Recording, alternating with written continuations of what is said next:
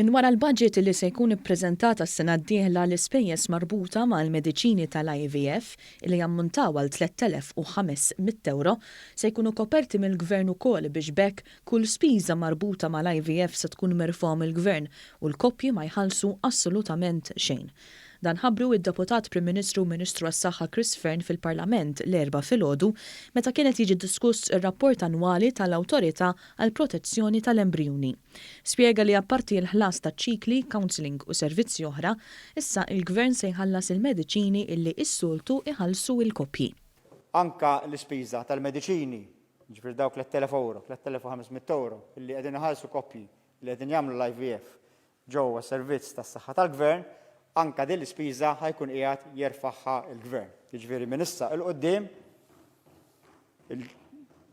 l-ispiża kollha tal-IVF ħatkun qiegħda tiġi merfuha mill-Gvern.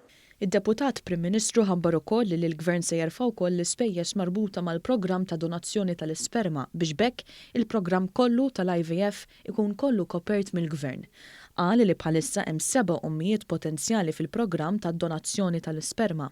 Chris Fearn beda d-diskors tiegħu billi fisser kif kemm ilu illi beda s-servizz tal-IVF f'Malta kellna 373 miraklu. Qal li dawn it-trabi li twildu bl-IVF fil-lum kibru, hemm minnhom qed jiżviluppaw fl-edukazzjoni u f'attivitajiet ekstrakurrikulari u qed iferħu tant ġenituri u nanniet.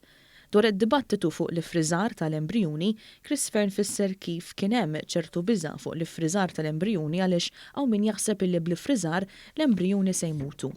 Qal illi x-xjenza u r-riżultati juru mod ieħor hekk kif bl-ifriżar tal-embrijuni ir-rata ta' suċċess ta' nisa li nqabdu tqal hija ferm ogħla.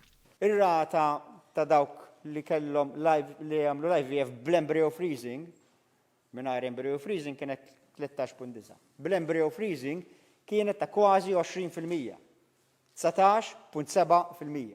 Ġifieri mhux talli l-IVF jekk tagħmel l-embryo freezing miegħu tnaqqas ir-rata ta' suċċess, allura kif kienu qed jgħidulna ħajkollna aktar embrijuni li ħanilfuhom. Tal-bil-maqlub.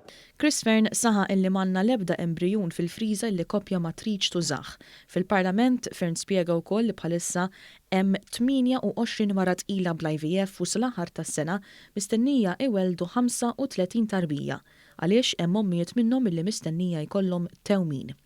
Chris Fearn spjega wkoll li minħabba l-pandemija għal xi perjodu is-servizz tal-IVF kellu jieqaf u wara li kompla jingħata l-Awtorità għall Protezzjoni tal-Embrijuni ddeċidiet illi ċ-ċikli tal-IVF bdew mal-ewwel għal dawk il-ġenituri li kienu iktar avvanzati fl-età. Saħaq illi b'dan il-mod 14 mara nqabdu tqal u ma tilfux iċ-ċans illi jsiru ommijiet.